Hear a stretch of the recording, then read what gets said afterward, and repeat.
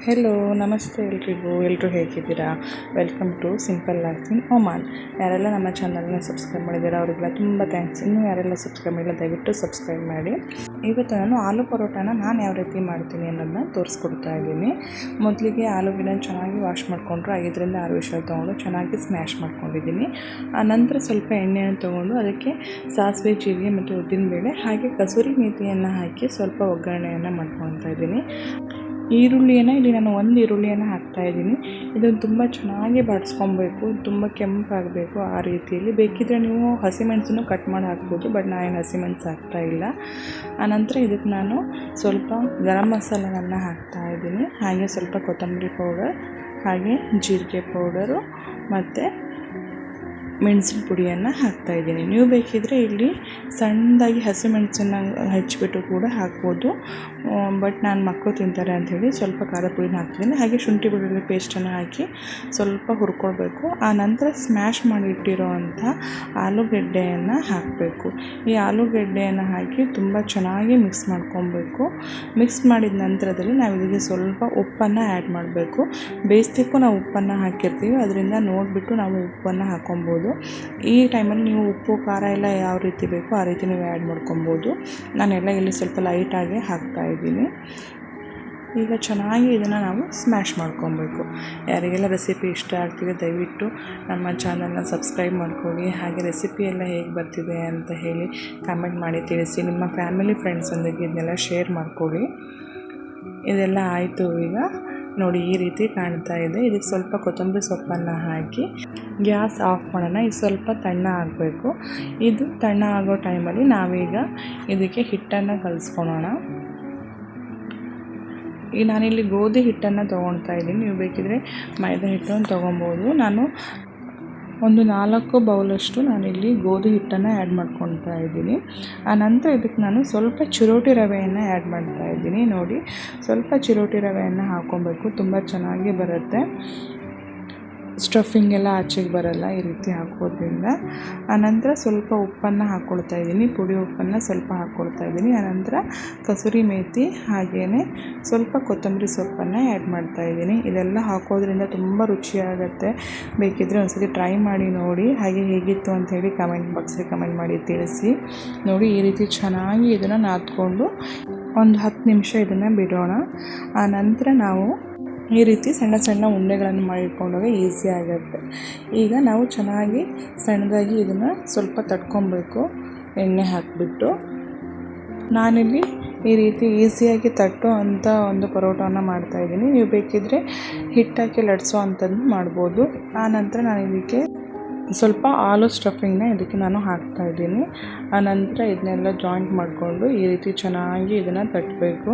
ನೋಡಿ ಎಷ್ಟು ಈಸಿಯಾಗಿ ಬರುತ್ತೆ ಅಂಥೇಳಿ, ಹರಿದೋಗೋ ಅಂಥದ್ದು ಏನೂ ಆಗಲ್ಲ. ನೋಡಿ ಎಷ್ಟು ದೊಡ್ಡದಾಗಿ ಆರಾಮಾಗಿ ಇದನ್ನು ನಾವು ತಟ್ಬೋದು. ಚಿರೋಟಿ ರವೆ ಹಾಕೋದ್ರಿಂದ ಇದು ಹರಿಯೋ ಚಾನ್ಸಸ್ ಕಮ್ಮಿ ಇರುತ್ತೆ.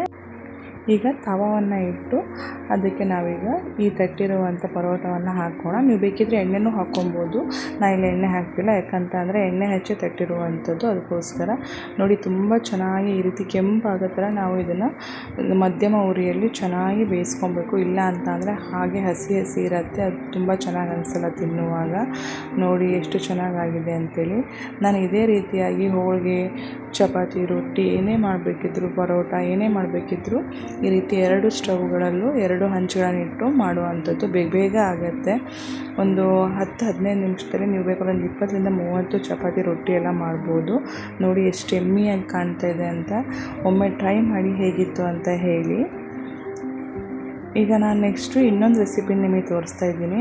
ನುಗ್ಗೆ ಸೊಪ್ಪಿನಿಂದ ಮಾಡುವಂಥದ್ದು. ಇದು ತುಂಬ ಹೆಲ್ತಿ, ತುಂಬ ಒಳ್ಳೆಯದು. ಮೊದಲಿಗೆ ನಾನು ನುಗ್ಗೆ ಸೊಪ್ಪನ್ನು ಚೆನ್ನಾಗಿ ಕ್ಲೀನ್ ಮಾಡಿಕೊಂಡು ನೀರಲ್ಲಿ 2ರಿಂದ 3 ಬಾರಿ ಚೆನ್ನಾಗಿ ವಾಶ್ ಮಾಡ್ಕೊಂಡಿದ್ದೀನಿ. ಆನಂತರ ಇದನ್ನು ನೀರನ್ನು ಹಿಂಡಿಬಿಟ್ಟು ಇಟ್ಟಿದ್ದೀನಿ.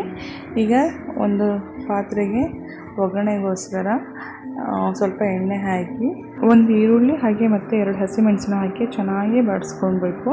ಆನಂತರ ಇದಕ್ಕೆ ನಾವು ಸ್ವಲ್ಪ ಶುಂಠಿ ಬೆಳ್ಳುಳ್ಳಿ ಪೇಸ್ಟನ್ನು ಹಾಕಬೇಕು. ಶುಂಠಿ ಬೆಳ್ಳುಳ್ಳಿ ಪೇಸ್ಟನ್ನು ಹಾಕಿ ಈ ರೀತಿ ಕೆಂಪು ಆಗೋವರೆಗೂ ನಾವು ಚೆನ್ನಾಗಿ ಬಾಡಿಸ್ಕೊಬೇಕು. ತುಂಬ ದೊಡ್ಡದಾಗಿ ಉರಿಯನ್ನು ಇಡಲಿಕ್ಕೆ ಹೋಗಬೇಡಿ, ಸುಟ್ಟು ಹೋಗಿಬಿಡತ್ತೆ. ಆನಂತರ ಇದಕ್ಕೆ ನಾವು ಸ್ವಲ್ಪ ಈಗ ನುಗ್ಗೆ ಸೊಪ್ಪನ್ನು ಆ್ಯಡ್ ಮಾಡ್ಕೊಬೇಕು. ನಿಮಗೆ ಕ್ವಾಂಟಿಟಿ ಎಷ್ಟು ಬೇಕೋ ಅಷ್ಟು ನೀವು ಆ್ಯಡ್ ಮಾಡ್ಕೊಬೋದು. ಈ ರೀತಿ ನುಗ್ಗೆ ಸೊಪ್ಪನ್ನು ಆ್ಯಡ್ ಮಾಡಿ ಇದಕ್ಕೆ ನೀರನ್ನು ಆ್ಯಡ್ ಮಾಡಲಿಕ್ಕೆ ಹೋಗಬೇಡಿ. ಹಾಗೆಯೇ ಈ ಎಣ್ಣೆಯಲ್ಲಿ ಇದು ಬಾಡಬೇಕು. ಆ ರೀತಿಯಾಗಿ ಇದನ್ನು ಚೆನ್ನಾಗಿ ಬಾಡಿಸ್ಬೇಕು. ಆನಂತರ ಸ್ವಲ್ಪ ನುಗ್ಗೆ ಸೊಪ್ಪು ಬೆಂದಿದೆ ಅಂತ ಆದಮೇಲೆ ನಾವು ಇದಕ್ಕೆ ಉಪ್ಪನ್ನು ಆ್ಯಡ್ ಮಾಡಬೇಕು. ನೋಡಿ ನಾನು ಇಲ್ಲಿ ಸ್ವಲ್ಪ ಉಪ್ಪನ್ನು ಈಗ ಆ್ಯಡ್ ಮಾಡ್ತಾ ಇದ್ದೀನಿ. ಇದು ಒಗ್ಗರಣೆ ಎಲ್ಲ ತುಂಬ ಚೆನ್ನಾಗಿ ಬೇಯಬೇಕು. ಇದಕ್ಕೆ ಸ್ವಲ್ಪ ನಾನು ಖಾರದ ಪುಡಿ ಹಾಗೆಯೇ ಕೊತ್ತಂಬರಿ ಪುಡಿ ಹಾಗೆ ಅರಿಶಿಣ ಮತ್ತು ಜೀರಿಗೆ ಪುಡಿ ಮತ್ತು ಗರಂ ಮಸಾಲವನ್ನು ಹಾಕ್ತಾಯಿದ್ದೀನಿ. ನೀವು ಬೇಕಿದ್ದರೆ ಚಿಕನ್ ಮಸಾಲ ಅಥವಾ ಮಟನ್ ಮಸಾಲ ಏನಿದ್ರು ಅದನ್ನೇ ಹಾಕ್ಕೊಬೋದು, ಅದು ಚೆನ್ನಾಗಾಗುತ್ತೆ. ಬಟ್ ನಾನಿಲ್ಲಿ ಮನೆಯಲ್ಲೇ ಇರುವಂಥ ಎಲ್ಲ ಮಸಾಲೆಗಳನ್ನು ಯೂಸ್ ಮಾಡ್ತಾಯಿದ್ದೀನಿ. ನೋಡಿ ಈ ರೀತಿ ಕಾಣ್ತಾ ಇದೆ. ಈಗ ನಾವು ಇದಕ್ಕೆ ಒಂದು 4ರಿಂದ 5 ಎಗ್ಗನ್ನು ಒಡೆದು ಹಾಕಬೇಕು. ಇವು ಎಗ್ಗನ್ನು ಒಡೆದು ಹಾಕಿದ ನಂತರದಲ್ಲಿ ನಾವು ಇದಕ್ಕೆ ಸ್ವಲ್ಪ ಅರಿಶಿಣ ಮತ್ತು ಉಪ್ಪನ್ನು ಆ್ಯಡ್ ಮಾಡಬೇಕು. ಅರಿಶಿಣ ಹಾಕೋದ್ರಿಂದ ಎಗ್ ಸ್ಮೆಲ್ ಅಷ್ಟೊಂದು ಬರೋದಿಲ್ಲ. ಅದಕ್ಕೋಸ್ಕರ ನಾನು ಇದಕ್ಕೆ ಅರಿಶಿಣವನ್ನು ಮತ್ತೆ ಹಾಕ್ತಾ ಇದ್ದೀನಿ. ಈ ರೀತಿ ಹಾಕಿ ಚೆನ್ನಾಗಿ ಇದನ್ನು ಮಿಕ್ಸ್ ಮಾಡ್ಕೊಬೇಕು. ಇಲ್ಲಿ ಸ್ಟವ್ ಉರಿಯನ್ನು ತುಂಬ ಕಮ್ಮಿಯಾಗಿ ಇಟ್ಕೊಬೇಕು, ಇಲ್ಲ ಅಂತ ಅಂದರೆ ಸುಟ್ಟೋಗಿಬಿಡುತ್ತೆ. ತುಂಬ ಚೆನ್ನಾಗಿ ಸಣ್ಣ ಉರಿಯಲ್ಲಿ ಇದನ್ನು ತುಂಬ ಚೆನ್ನಾಗಿ ನಾವು ಹುರ್ಕೊಳ್ಬೇಕು. ಇದು ತುಂಬ ಚೆನ್ನಾಗಿ ಬೆಂದಿದೆ ಅಂದಾಗ ನಾವು ಸ್ಟವನ್ನು ಆಫ್ ಮಾಡ್ಬೋದು. ಇಲ್ಲ ಅಂತ ಚೆನ್ನಾಗಿ ಬೇಯಿಸಿಲ್ಲ ಅಂದಾಗ ಆ ಎಗ್ ಸ್ಮೆಲ್ ಹಾಗೇ ಇರುತ್ತೆ. ಅದಕ್ಕೋಸ್ಕರ ಈ ರೀತಿ ಚೆನ್ನಾಗಿ ಬೇಯಿಸ್ಕೊಂಡು ನಾವು ಇದಕ್ಕೆ ಸ್ವಲ್ಪ ಕೊತ್ತಂಬರಿ ಸೊಪ್ಪನ್ನು ಆ್ಯಡ್ ಮಾಡ್ಕೊಬೇಕು. ಅವಾಗ ತುಂಬ ಟೇಸ್ಟಿಯಾಗಿರುತ್ತೆ. ನೋಡಿ ಎಷ್ಟು ಚೆನ್ನಾಗಿ ಕಾಣ್ತಾ ಇದೆ ಅಂಥೇಳಿ. ಒಮ್ಮೆ ಟ್ರೈ ಮಾಡಿ. ಇದು ಹೆಲ್ತಿ ಮಾತ್ರ ತುಂಬ ಒಳ್ಳೆಯದು. ಇದರಲ್ಲಿ ಹೆಚ್ಚಿಗೆ ಪ್ರೋಟೀನು, ಕ್ಯಾಲ್ಶಿಯಮ್ ಎಲ್ಲ ಇರುತ್ತೆ. ವಾರದಲ್ಲಿ 1ರಿಂದ 2 ಬಾರಿ ಮಾಡ್ಕೊಂಡು ತಿನ್ನೋದ್ರಿಂದ ಆರೋಗ್ಯಕ್ಕೆ ತುಂಬ ಒಳ್ಳೆಯದು. ಟ್ರೈ ಮಾಡಿ ಹೇಳಿ ಹೇಗಿತ್ತು ಅಂಥೇಳಿ. ಈಗ ನೋಡಿ ನನ್ನ ಮಕ್ಕಳು ಸ್ವಲ್ಪ ಆಟ ಆಡೋಕ್ಕಂತ ಕೆಳಗಡೆ ಹೋಗಿದ್ರು. ಇವನು ನೋಡಿ ಕಲ್ಲು ತೊಗೊಂಬಂದಿದ್ದಾನೆ. ಇಬ್ಬರು ಬಂದು ಫ್ರೆಶ್ ಅಪ್ ಎಲ್ಲ ಆಗಿ ಸ್ವಲ್ಪ ಹೊತ್ತು ಇಬ್ಬರು ಆಟ ಆಡ್ಕೊತಾ ಇದ್ದಾರೆ. ಈ ರೀತಿ ಇಬ್ಬರು ಹೊರಗಡೆ ಹೋಗಿ ಬಂದು ಸ್ವಲ್ಪ ಹೊತ್ತು ಇಲ್ಲಿ ಮನೇಲೂ ಆಟ ಆಡ್ತಾ ಇರ್ತಾರೆ. ಈಗ ನನ್ನ ಮಗನಿಗೆ ಸಮ್ಮರ್ ಹಾಲಿಡೇಸ್ ಸ್ಟಾರ್ಟ್ ಆಗಿರೋದ್ರಿಂದ ಸ್ಕೂಲಿಗೆ ಹೋಗೋದಿರಲ್ಲ ಮತ್ತು ಹೋಮ್ವರ್ಕು ಏನೂ ಇರಲ್ಲ. ಇಲ್ಲಿ ಹಾಲಿಡೇಸಲ್ಲೆಲ್ಲ ಹೋಮ್ವರ್ಕ್ ಎಲ್ಲ ಏನೂ ಕೊಡೋದಿಲ್ಲ.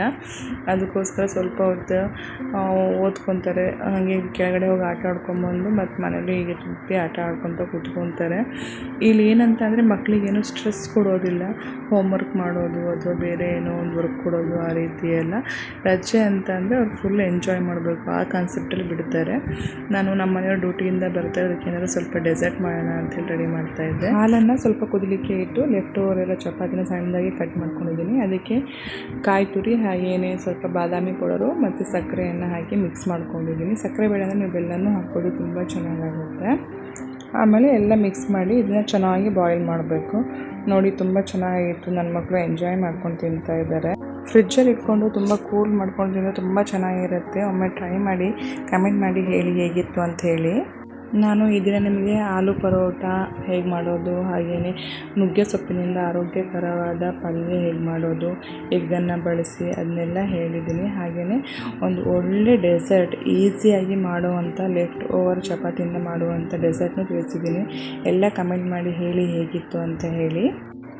ಇವತ್ತಿಗೆ ನಾನು ಈ ವ್ಲಾಗ್ನ ಇಲ್ಲಿಗೆ ಎಂಡ್ ಮಾಡ್ತಾಯಿದ್ದೀನಿ. ನೆಕ್ಸ್ಟ್ ವ್ಲಾಗಲ್ಲಿ ಮತ್ತೆ ಸಿಗ್ತೀನಿ. ದಯವಿಟ್ಟು ನಮ್ಮ ಚಾನಲ್ನ ಸಬ್ಸ್ಕ್ರೈಬ್ ಮಾಡಿ, ಲೈಕ್ ಮಾಡಿ, ಶೇರ್ ಮಾಡಿ, ಕಮೆಂಟ್ ಮಾಡಿ. Thanks for watching.